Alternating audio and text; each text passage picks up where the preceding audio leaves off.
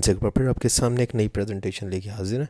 और आज का जो टॉपिक है वो political system in Pakistan. No doubt के पॉलिटिकल सिस्टम ऑफ पाकिस्तान को हम देखेंगे, लेकिन साथ में हम पूरी दुनिया के अंदर मौजूद जो मेजर पॉलिटिकल सिस्टम्स हैं उनको मुख्तसर देखने की कोशिश करेंगे, ताकि आपका कम से कम वक्त में ये कॉन्सेप्ट क्लियर हो कि पॉलिटिकल सिस्टम होता क्या है, फिर पाकिस्तान के अंदर पॉलिटिकल सिस्टम क्या है, और हम इस रीजन में इंडिया के भी रीजन को भी इसमें शामिल करते हुए चलेंगे। ठीक है जी।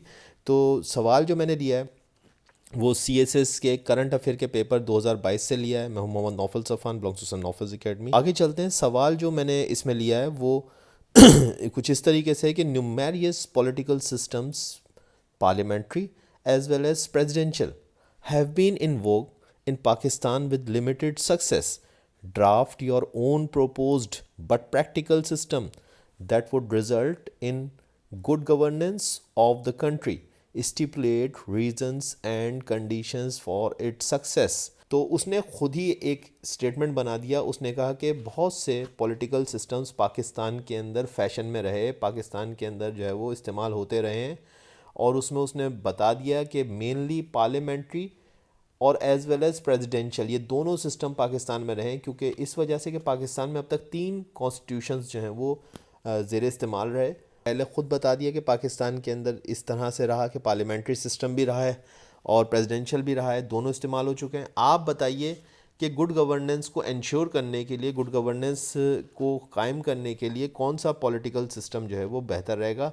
यहाँ गुड गवर्नेंस की मैं एक छोटी सी डेफिनेशन पेश कर दूं आपको कि गुड गवर्नेंस क्या होती है। Good governance decision making without corruption.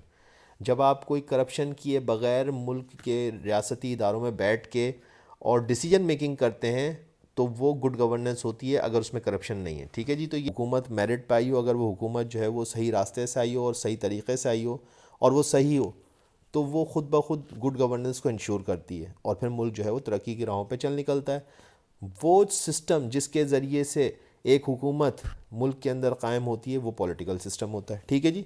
तो मैंने यहाँ पे 5 पॉलिटिकल सिस्टम्स को जो है वो किया है, और मुख्तसर जा रहा हूँ आप इस बात को, लेकिन आपको बहुत अच्छा व्यू मिल जाएगा इससे।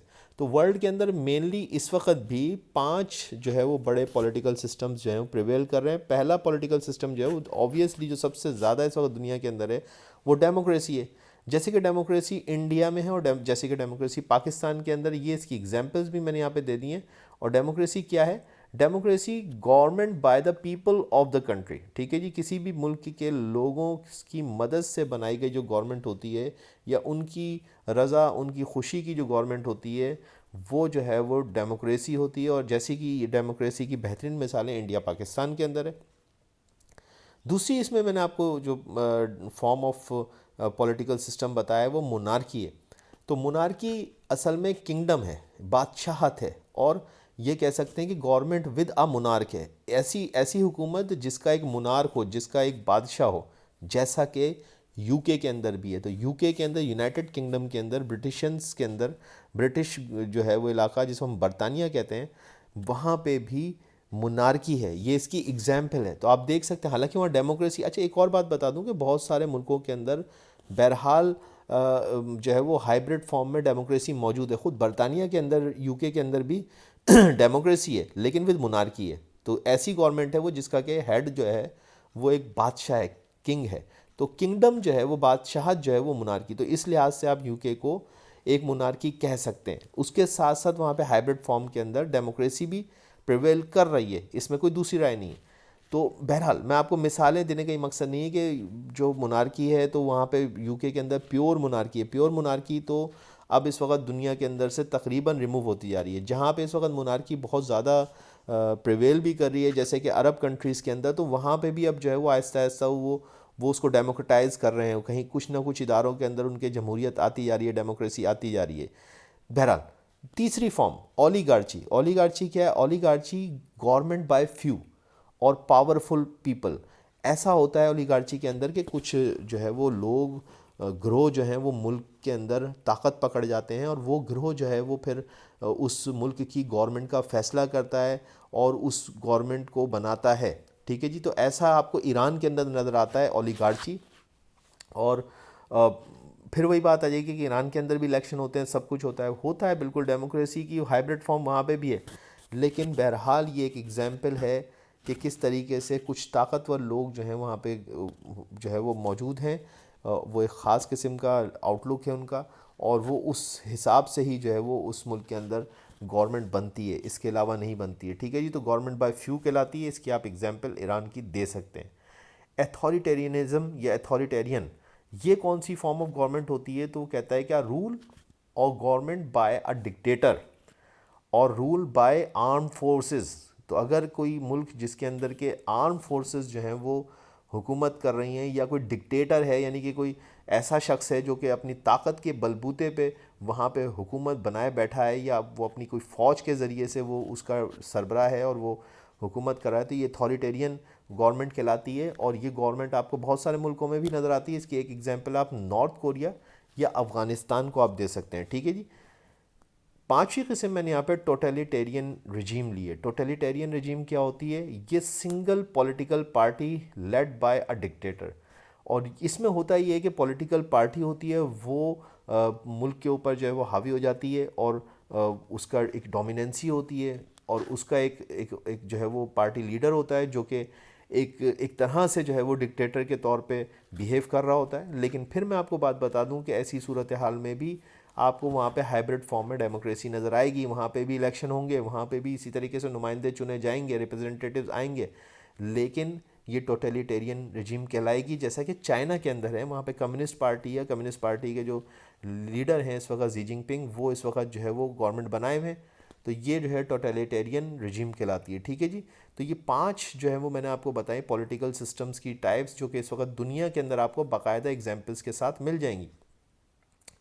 अब आ जाते हैं हम जो इस सवाल का पहला हिस्सा था कि जो पाकिस्तान के अंदर जो फॉर्म ऑफ डेमोक्रेसी है उसके अंदर उसने दो मिसालें दी थी, एक पार्लियामेंट्री और एक दी थी उसने प्रेसिडेंशियल। तो हम इसको वैसे सेपरेटली देख लेते हैं कि प्रेसिडेंशियल सिस्टम क्या होता है और पार्लियामेंट्री सिस्टम क्या होता है।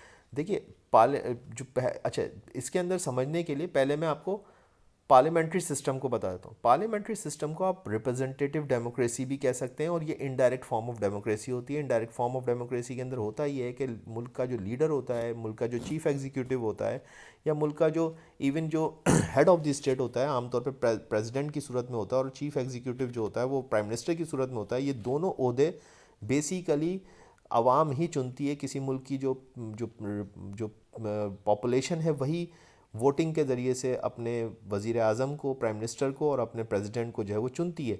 लेकिन ये जो है वो इनडायरेक्ट फॉर्म होती है, इस वजह से कि डायरेक्ट वो अपने प्राइम मिनिस्टर प्रेसिडेंट को नहीं चुनती, बल्कि वो अपने रिप्रेजेंटेटिव्स को असम्बली के अंदर भेजती है, और फिर वो रिप्रेजेंटेटिव्स जो हैं वो असम्बली में ख़ुद अपनी मर्ज़ी से एक एका बनाते हैं एक इत्तेहाद बनता है, या अगर एक पार्टी मेजॉरिटी में आ जाती है तो वो फिर अपना लीडर जो है वो प्राइम मिनिस्टर या अपनी मर्ज़ी से प्रेसिडेंट को लेके आती है। तो ये एक प्योर डेमोक्रेसी की फॉर्म है, और ये डेमोक्रेसी आपको पाकिस्तान में और इंडिया दोनों में आपको यही फॉर्म ऑफ गवर्नमेंट नज़र आती है, जिसके अंदर प्योरली कोई किसी किस्म की जो है वो इंटरफेरेंस नहीं है किसी की, और ये इस तरीके से आप देखते हैं। तो ये रिप्रेजेंटेटिव डेमोक्रेसी है, और इस वक्त इस यानी कि साल 2022 में पाकिस्तान के अंदर और इंडिया के अंदर जो इस वक्त गवर्नमेंट मौजूद है वो दोनों रिप्रेजेंटेटिव गवर्नमेंट्स हैं, और ये एक बेहतरीन मिसाल है, और ये दुनिया के अंदर एक सबसे बेहतरीन डेमोक्रेसी मानी जाती है। इसके साथ साथ प्रेसिडेंशियल फॉर्म ऑफ डेमोक्रेसी, ये भी एक बड़ी कामयाब फॉर्म है, और इसको आप यूनाइटेड स्टेट्स ऑफ अमेरिका में देखते हैं। इसको आप डायरेक्ट फॉर्म ऑफ डेमोक्रेसी भी कह सकते हैं।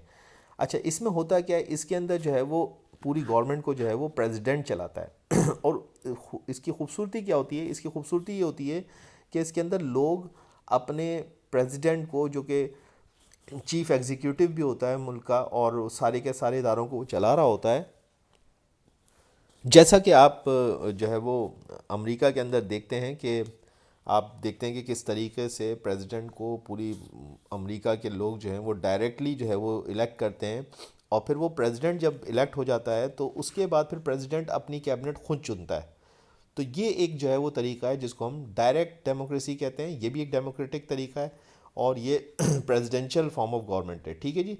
तो ये मैं इस वीडियो के अंदर आपको जो है वो मुख्तसरन बताना चाहता था। आई होप कि आपके लिए क्लास, आपके लिए लेक्चर जो है वो बेनिफिशियल रहा होगा। Thank you very much.